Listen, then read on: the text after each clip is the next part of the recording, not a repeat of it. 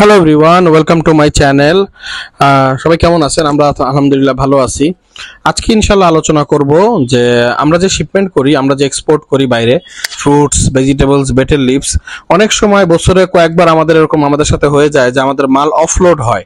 Offload কাকে বলে এবং এটা এড়ানোর উপায় কি, বা অফলোড হইলে কি করণীয়? অফলোড হচ্ছে আপনি আপনার মাল যে আছে শিপমেন্টের জন্য মাল সবকিছু রেডি করে ফেলছেন এবং সেটা আপনি বিমানে উঠাইতে পারেন নাই, হয়তো মাল এয়ারপোর্টে যেতে দেরি হয়েছে, নইলে আপনার বিমান ফেল করছে, যে কোনো কারণে আপনার যে ফ্লাইট ছিল সেই ফ্লাইট শিডিউলে আপনার এক্সপোর্টের মালটা উঠতে পারে নাই, মাল রেডি ছিল বা মাল উঠতে পারে নাই, সেটাকেই অফলোড বলে।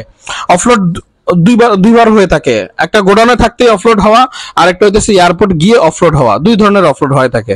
যদি গোডাউনে থাকতেই অফলোড হয়ে যায় তাহলে আলহামদুলিল্লাহ কিছুটা সেভ হয়, বাট এয়ারপোর্টে গিয়ে যদি অফলোড হয় সেখানে একজন এক্সপোর্টারের ক্ষতির মাত্রাটা অনেক পরিমাণে বেড়ে যায়। তো এইভাবে আজকে মোটামুটি অফলোডের দুই ধরনের অফলোড এবং দুইভাবে অফলোড হলে কি ক্ষতি হয় সেটা নিয়ে আলোচনা করব। সো একটা হইতেছে, প্রথমত হইতেছে যে আপনার গোডাউন থেকে মাল অফলোড হয়ে যাওয়া। এটা কিভাবে হয়?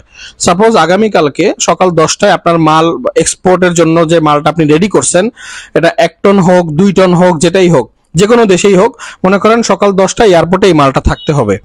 আপনি সকাল 7টায় বা 6টায় বা রাত্রেবেলা যখন মোটামুটি মাল আইসা পড়ছে বা রেডি হয়েছে, আপনি জানতে পারলেন যে আপনার গোডাউনে মাল থাকা অবস্থায় আপনি জানতে পারলেন যে আপনার ফ্লাইট যে কোনো কারণে ফ্লাইট যাবে না, বা যে কোনো কারণে প্লেনের কোনো সমস্যা হয়েছে, বা যান্ত্রিক ত্রুটি হয়েছে, বা ফ্লাইটের আবহাওয়াজনিত কারণে ফ্লাইট ক্যান্সেল হয়েছে। তখন আপনি আর্জেন্ট ওই দিন রাত্রে যদি অন্য কোনো ফ্লাইট ধরতে না পারলেন, আপনার ফ্লাইটটা শিডিউল চেঞ্জ হয়ে পরের দিন ধরেন হয়ে গেল, ওই ক্ষেত্রে ওই মালগুলো যেগুলো আছে গোডাউনে সেগুলোকে অফলোড হওয়া বলে। বা আরো কিছু ব্যাখ্যা থাকতে পারে, আমার জানা মতো যেটা হয়েছে আমি প্র্যাকটিক্যাল কথা বলি। তো মাল যদি একবার আপনার গোডাউনে থাকতে অফলোড হয়, এক্ষেত্রে একটা সুবিধা হয় কি, যে মালগুলো অফলোড হয় আপনি ব্যাপারীকে তাৎক্ষণিক ডাক দিয়ে গোডাউন থেকে মালগুলো বিদায় করে দিতে পারার একটা সুযোগ থাকে। যে মালগুলো আপনি ব্যাপারী দিয়ে আনাইছেন তাদেরকে ফেরত দিয়ে দিলেন, তারা যেই টাকাটার মাল দিছিল ওই টাকা ওই হিসাবে আপনাদের একটা হিসাবে করে রাখলো। আর যে মালগুলো আপনি কিনছেন ওগুলো গোডাউন থেকেই শ্যামবাজার হোক, কারণ বাজার হোক, সেখানে ফেরত দিয়ে দিতে পারলেন। আর এয়ারপোর্টে গিয়ে যখন আপনি দেখবেন যে আপনার ফ্লাইট অফলোড হয়েছে, বিমান যায় নাই, বা দেরি হয়েছে, বা রেট যে কোনো কারণে কোনো সমস্যা হয়েছে, তো ওই ক্ষেত্রে হয় কি, ওই মালগুলা তাৎক্ষণিক আপনি এয়ারপোর্ট থেকে বের করে আনতে পারবেন না, কারণ এটা কিছু নিয়ম আছে, রুলস আছে। এয়ারলাইন্সের সার্টিফিকেটস লাগে, সিএনএফ এর সার্টিফিকেট লাগে, অনেক কিছু ব্যাপার স্যাপার থাকে। ওই সমস্ত ব্যাপার স্যাপার গুলা ক্লোজ করে, রিকোয়ারমেন্ট গুলা ফুলফিল করে আপনার মাল যদি আপনি সকালে যদি এয়ারপোর্টে ধরেন 10টার দিকে মাল পাঠাই দিচ্ছেন, ওই মালটা আনতে আনতে সন্ধ্যা 7টা বা রাত 10টা হয়ে যাবে। দ্যাট মিনস আপনার ওই মালগুলো আর ভালো থাকতেছে না। ব্যাপারীরাও এই সময় এয়ারপোর্টে গেলে এয়ারপোর্ট ফেরত মালগুলা ব্যাপারী সহজে ফেরত নিতে চায় না, এটা একটা সমস্যা রেগুলার হচ্ছে। আপনার মাল যদি অফলোড হয়, ওই ক্ষেত্রে এয়ারলাইন্স থেকেও লোডার দিয়ে এদের খরচ করা, গাড়ি ভাড়া সব বিভিন্ন খরচ আছে, আর এই সমস্যা হয়। আমি জাস্ট ছোট্ট একটা উদাহরণ বলি। গত বছর জুলাই অগাস্টের সময়, তো আমাদের ইটালি শিপমেন্টের সময়, তো দেখা গেছে আমাদের 3 টন আমের অর্ডার ছিল, এবং এই 3 টন আমের ইতিহাদে শিউলি ট্রেড ইন্টারন্যাশনালের মাধ্যমে, ইতিহাদের মাধ্যমে বুকিং দেওয়া ছিল প্রায় 3.5 টনের বুকিং দেওয়া, 3 টনের বুকিং দেওয়া, এবং ওদের ওয়েট, বিমানের যে ফ্লাইটের যে ওয়েট ছিল সকাল 10টা থেকে 12টা। যে কোনো যান্ত্রিক ত্রুটি বা আবহাওয়াজনিত কারণে আমাদের মালগুলা সকাল আইসা পৌঁছায় সকাল 7টা। সকাল 7টায় যখন আমাদের এই আমগুলো আইসা পৌঁছায়, আমাদের হাতে ছিল মোটামুটি 3 ঘন্টা, কারণ 10টার মধ্যে গাড়ি না ছাড়লে এরপরে জ্যামের কারণে গাড়ি আটকায় থাকার সম্ভাবনা থাকতো। তো 3 থেকে 4 ঘন্টার মধ্যে 3 টন আম প্যাকিং করে গাড়িতে উঠায় দেওয়ার কথা, বাট ওইখানে আমাদের সময় লাগছে 5 ঘন্টা। আমাদের লেবারের সারারাত ওয়েট করে, মালের ওয়েট করে, লেবারের অ্যাভেলেবিলিটি ছিল না, কম ছিল, কিছু বাস্কেটের কাজ ছিল, অনেক কাজগুলো যেগুলো গোছানো ছিল না। তো 7টা থেকে 12টা বেজে গেছে আমাদের মাল প্যাকিং করতে করতে।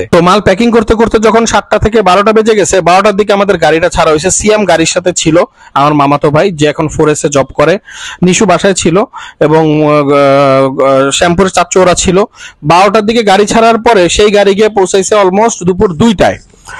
তো 2টায় যখন পৌঁছাইছে, তখন এয়ারলাইন্সের যে আজাদ ভাই ছিল, আজাদ ভাই আমার ফোন দিছে, সানি ভাই এই মাল তো তারা নিতে চাচ্ছে না, কারণ 12টার দিকে তারা গেট ক্লোজিং করে দিছে, আপনার 1টার দিকে তারা গেট ক্লোজিং করে দিছে, আর মাল ওয়েট নিবে না, স্ক্যানিংও নিবে না।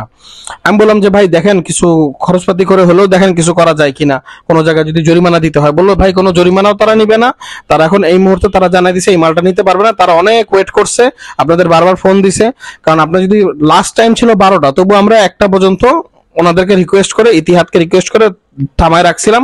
1টার পরে মাল 2টার দিকে আসছে, এই মাল ভাই আর ফের কোনো মতে নিচ্ছে না। আমরা প্রায় 3টা 3:30টার মধ্যে ওদেরকে অনেক রিকোয়েস্ট করে আমরা ওই মাল আর প্লেনে উঠাইতে পারিনি। সো এই এটা আমাদের একটা বিগেস্ট অফলোড ছিল। এই অফলোডটা আমার খুব একটু কষ্ট দেয়।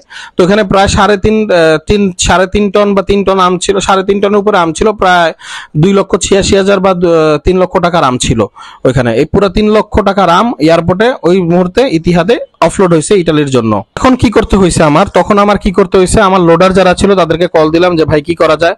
তারা বললো সানি ভাই কি করবো আপনারা বলেন, এয়ারলাইন্স থেকে যখন সার্টিফিকেটস বা ইস্যু করে দিবে তখন গেট পাস করে সিএনএফ এর অ্যাপ্রুভাল নিয়ে আমরা মালটা আপনাকে ফেরত পাঠিয়ে দিতে পারবো। আমি বললাম ঠিক আছে। পরবর্তীতে সেই মাল আমার দুপুর 3টা বাজে অফলোড হয়েছে। ওই মাল আমার ওই দিন রাত 3টা বাজে আমার গোডাউনে আসে। প্রায় 3 টন আম আমার ওই দিন পরের দিন রাত্রে গোডাউনে, ওই দিন রাত 3টায় মানে 12 ঘন্টা পর ওই মালটা আসে। তো আমি দেখলাম যে আসলে মোর মালটা সারাদিন রোদে পুরেই ছিল বা খালি জায়গায় পড়া ছিল, প্লেনে ওঠে নাই। তো ওই মালটা আমি বিক্রি করতে পাঠালাম সিএম রে দিয়া। বাদামতলিতে মোটামুটি 3-3.5 লাখ টাকার আম আমরা 1,84,000 টাকায় বিক্রি করলাম। জায়গার মধ্যে আমাদের 1.5 লাখ টাকা লস হইলো। এবং এয়ারলাইন্স আমাদেরকে একটা জরিমানা করলো প্রায় 3-4 লাখ টাকার। কিসের?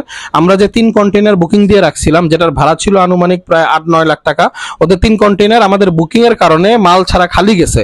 এবং নুসু বা রুসু যেটা বলে আমার মনে নেই, তো তারা আমাকে নরমালি একটা জরিমানা করছে। এবং এটা আসলে আমাদের দোষ ছিল, এখানে তো এয়ারলাইন্সের কিছু বলার নাই, ঠিক না? এয়ারলাইন্সের কোনো বলার নাই, এটা আমাদের দোষ ছিল। আমাদের এক্সপোর্টারদের এক্ষেত্রে সতর্ক হওয়া দরকার ছিল, যাতে ওরা আমাদেরকে টাইম দিছে 10টা থেকে 12টার মধ্যে মাল থাকতে হবে। আমাদের উচিত ছিল সকাল 9টার মধ্যে মাল এয়ারপোর্টে পৌঁছায় দেওয়া। তো যে কোনো আমাদের একটা টেকনিক্যাল কারণে জিনিসটা হয়েছে। সো এটা হইতেছে যে এইটার কারণে আপনার যখন মাল অফলোড হবে আপনার এই ক্ষতিগুলো হবে, এই জিনিসগুলো মাথায় রাখতে হবে। সেকেন্ড, আপনার গোডাউন থেকে যদি অফলোড হয়, পরে ওই আমগুলো তো আমাদের যেহেতু নিজ খরিদ ছিল, নিজের কেনা ছিল, ওগুলো আমাদের বাদামতলিতে বেচে দিছি, 1.5-2 লাখ টাকার মতো লস হয়েছে। আর 3-4 লাখ টাকা ওটা আমার জরিমানা, মোটামুটি 5-6 লাখ টাকা আমার জরিমানা পড়ছে আমার উপরে। তো আরেকটা হচ্ছে, ওইটা হচ্ছে গোডাউন থেকে যদি অফলোড হয়, সাপোজ ওইটা তো এয়ারলাইন্সের অটোমেটিক হয়ে গেছে। সাপোজ আপনি হঠাৎ জানতে পারলেন ফ্লাইট চেঞ্জ হয়ে আগামীকালকে করছে, তখন আপনার কি, ধরেন আওলাদ থেকে আপনি যারা লেবু আর পেয়ারা নিছেন, আওলাদের ডাক দিয়ে, ওর তো গাড়ি থাকে, রাত্রেবেলায় মাল ফেরত পাঠিয়ে দিলেন। লতি নিছেন মুক্তার থেকে, মুক্তারে দিয়ে দিলেন। লাউ নিছেন মনে করেন রুবেল থেকে, রুবেলের লাউ ফেরত দিয়ে দিলেন। সো এই জিনিসগুলো আবার যেগুলো নিজের কেনা, ওগুলো শ্যামবাজারে বেচা অর্ধেক দাম আসতে পারে। তো গোডাউন থেকে অফলোড হইলে কিছুটা সেভ হয়, বাট এয়ারপোর্টে যাওয়ার পর অফলোড হলে ক্ষতিকারক হয়ে যায়। আর অফলোড হওয়ার পর যদি পরের দিন যদি আপনি ওই মালটা দিতে যান, সেই মালটা কখনোই ভালো থাকবে না। একটা কাজ করতে হবে, যখন আপনার মাল অফলোড হবে, আপনার হয়তো বা লস হবে 1 টাকা, বাট চেষ্টা করবেন পরের দিন যদি শিপমেন্ট করেন, ঠিক সেম মালগুলো আপনি চেঞ্জ করে অন্য মাল দিয়ে দিবেন। ওই মাল কখনোই, অফলোডের মাল কখনোই আপনি সেকেন্ড টাইম এক্সপোর্ট করবেন না। এটার কারণে আপনার ইম্পোর্টার খারাপ মাল পাবে, খারাপ মাল পাওয়ার কারণে সে মার্কেটে দিবে, মার্কেট নষ্ট হবে, আপনারই আবার ডাবল ক্ষতি আপনারই হবে। তো সো অফলোড যদি বাই চান্স হয়ে যায়, তো তখন কি করার, তখন ওই শিপমেন্টটা ক্যান্সেল করে পরের ফ্লাইটে মাল করলে নতুন করে মাল করে করা উচিত। ব্যাপারীদেরকে নতুন ভাবে অর্ডার দিয়ে নতুন ভাবে করে। এটা হলো পেরিশেবল, আমাদের ভেজিটেবল বা ফ্রুটস এর জন্য। পানের জন্য একটু ব্যতিক্রম। পানের জন্য যদি আপনার অফলোড হয়ে যায়, পানের ক্ষেত্রে আপনি কোল্ড স্টোরে রেখে দিতে পারেন, সমস্যা নাই। কারণ পান হইতেছে একটা এত সহজে নষ্ট হয় না। পানকে আপনি অফলোড হইলে গাড়ি দিয়ে নিয়ে কোল্ড স্টোরে রেখে দিবেন।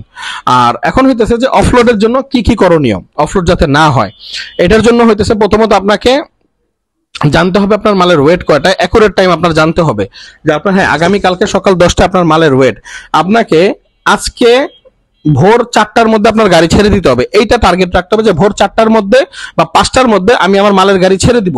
যখন আপনি টার্গেট করবেন যে ভোর 5টা আমি মালের গাড়ি ছাড়বো, ভোর 5টার মধ্যে আমার মাল সমস্ত প্যাকিং করে রেডি হয়ে গেছে, ও তখন আপনার গাড়ি ছাড়তে যেতে বাজবে 6টা, ওই গাড়ি পৌঁছতে বাজবে 8টা থেকে 8:30 এয়ারপোর্টে, কারণ বর্তমানে রাস্তায় জ্যাম অনেক বেশি। তো তখন কি আপনি 10টার ওয়েটটা আপনি এক্সাক্ট টাইমটাই ধরতে পারবেন। আর আপনার মাথায় যদি থাকে 10টায় ওয়েট, 10টায় গাড়ি পৌঁছলেই হবে, আপনার গাড়ি ছাড়তেই বাজবে 10টা থেকে 10:30। ওই ক্ষেত্রে আপনার মালের অফলোড হওয়ার চান্স অনেক বেশি বেড়ে যায়।